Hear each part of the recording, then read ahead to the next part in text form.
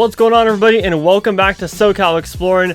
My name is Scott, and you're watching your stop for all things theme park and attraction related. If you guys are new here, consider subscribing down below with those bell notifications on. And if you enjoy the video at the end, make sure to leave it a like. It helps me a whole lot and lets me know that you guys are enjoying these different type of theme park videos. And if you aren't already, check out our social media accounts at Exploring Attractions on Instagram and at SoCal Exploring on Twitter. As we all know, Universal Studios Hollywood is opening up tomorrow, April 15th, for their annual pass preview day. And then the theme park will officially open up to the public, California residents only that is, on April 16th. And I'm super excited because tomorrow, as a pass holder, I'll get to go to Universal Studios, check out Secret Life of Pets Off the Leash, Jurassic World, the new finale scene, and of course ride the studio tour, which I've missed dearly. Specifically only for Fast and Furious Supercharged, because that is the greatest attraction known to mankind. All jokes aside, there's going to be plenty of Universal Studios content coming very soon, so be expecting that a whole lot on the channel between HHN construction updates, Super Nintendo World construction updates, and just general theme park updates as we go on a weekly basis as much as possible. But anyways, in today's video, I want to talk to you guys about all the annual passes that Universal is offering for guests right now. And even though there's only 2 annual passes, I'd figured I'd go down the list and comparing the different benefits that you get, whether or not you get free parking, the blackout dates, and stuff like that, kind of a little bit of a guide on which one you should purchase. Now, yes, you heard me correctly. Right now, there are only 2 annual passes that people can purchase. There used to be, I think, 3 or 4. I think there was one that was called Platinum and then the California Neighbor Pass.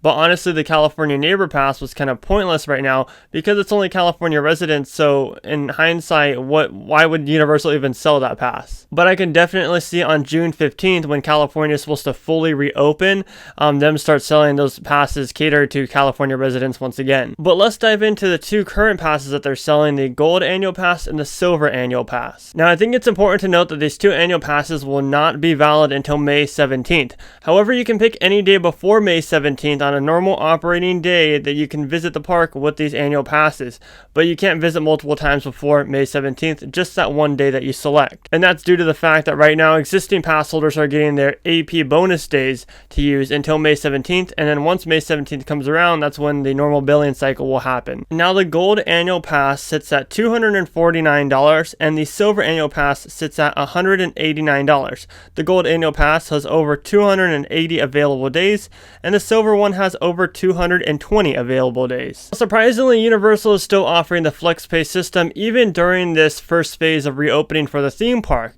With the Silver Annual Pass, it's only going to cost you $6 a month, and then with the Gold one, it's only going to cost you $9 a month. Now, the down payments are a little bit different. For the Silver, you had to put down $119, and the Gold one, you had to put down $144.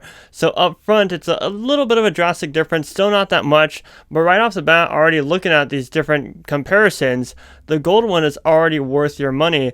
Only $3 more a month for the different benefits that we haven't even gotten into yet, and less blackout dates. I would already go with the Gold Annual Pass. A couple added benefits that you get from Gold is the in-park food and beverage and merchandise discounts, and you get free parking included as well. Now, both of the 2 pass options come with invitations to special events, discounts on general admissions for friends and family, sweepstakes opportunities, a discounted HHN ticket, and 10 to 15% discount at participating City Walk locations. So as you can imagine, there's not tons of benefits as they normally have, pre-COVID, but that's completely understandable. But the one that sticks out to me the most is that free general parking before 6 p.m. Now, I don't know about you guys, but I hate paying $25 general parking to park at a theme park, especially if you're a frequent visitor as myself is. I mean, it really discourages me when I want to go to the theme park and I'm like, oh wait, but I have to pay that $25 parking fee even though I'm only going for a couple hours to the park. And I've kind of suffered from that because I only have the Silver Pass and I've been waiting to upgrade to the Gold, so I've had to pay parking each time, which that's a big reason why even before COVID there wasn't tons of Universal content, because I had to pay for parking and had to drive an hour and a half up the way. So I think if you're a frequent visitor, for sure, there's no doubt about it, the Gold Pass is the way to go. But if you're only going to go like once every 3 months or so, then I recommend the Silver Pass because it's affordable, it's only $6 a month, you wouldn't really notice it coming coming out of your bank account at all. And on top of that, you still get tons of great benefits as well as different discounts and stuff, discounts on friends and family tickets, discounts on HHN tickets if you guys are horror lovers. The only thing that you're missing out on is free general parking, and I believe it's 15% off in park. So you wouldn't get the in-park discount on food, merchandise, or any of that. You would just get the discounts on participating City Walk locations. Now, if you're one of those people who just go like one time a year to Universal, like you have an annual Universal Studios trip with your family,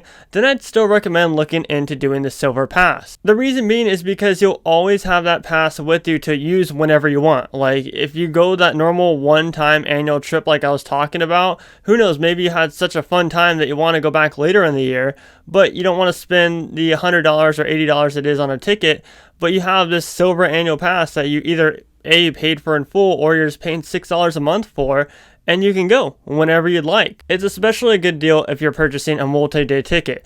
I mean, I'd recommend getting a pass over a multi-day ticket any day, even if you're like on vacation over here and you're never going to use that pass other than the vacation. If you're going multiple days to Universal Studios Hollywood, I would still recommend getting the Silver annual pass. But that's totally up to you guys. That's just my recommendation. I mean, I know like with me in Florida, I got a Universal Orlando pass, and honestly, I'm completely happy that I got that pass because like we're going back in May again, and we've been there a couple times already, and it's nice knowing that I don't have to put another $100 down on top of a 2-park ticket as compared to just a 1-park ticket.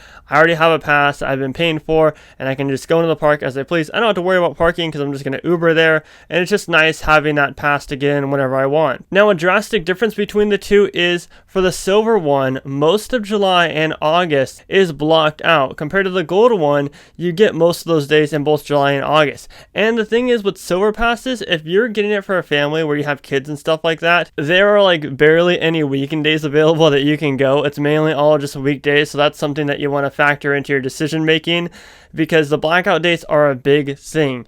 With Hollywood in specific, you really got to check out those blackout dates because you want to make sure that you're purchasing the right pass and that you're actually able to go with this thing that you're paying for. You'd hate to buy a pass and pay for it and then be like, oh, I want to go on Saturday. Oh wait, my pass isn't able to get me in on Saturday and I can't upgrade it until I do the 12-month monthly payment. So I hope this helped you guys out for all those people who are purchasing one of these options, you know, breaking down the different benefits and stuff. There aren't a lot, like I said, but there are a couple that you do need to take into account when purchasing one of these. One last thing that I wanted to touch up on is the Halloween Horror Nights section of it. You know, they're saying that you're going to offer discounted Halloween Horror Nights tickets.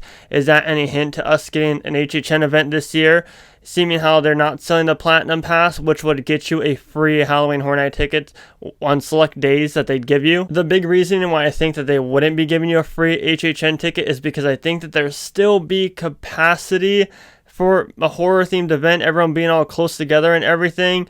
I just think that's my personal opinion. So they wouldn't want to give out tons of free HHN tickets to Platinum Pass holders and then barely be able to sell any general admission tickets to people. But that's just my quick thoughts on the HHN fan perspective of the annual passes. Anyways, guys, if you're new here, consider subscribing down below with those bell notifications on, and leave this video a like if you enjoyed it. My name is Scott, and you've been watching SoCal Explorer. And hey, tomorrow, I'll see some of you guys at the park. If you see me, come up and say hi. I always love meeting all of you wherever we may be at. You know, of course, from a social distance area and with your face mask on, of course. And I highly encourage you guys to follow the guidelines if you're going out to the theme park tomorrow, and have fun because it's going to be a really fun day. So be looking out for that content as well. Positivity is key. And most importantly, remember to keep exploring. Peace out, everybody.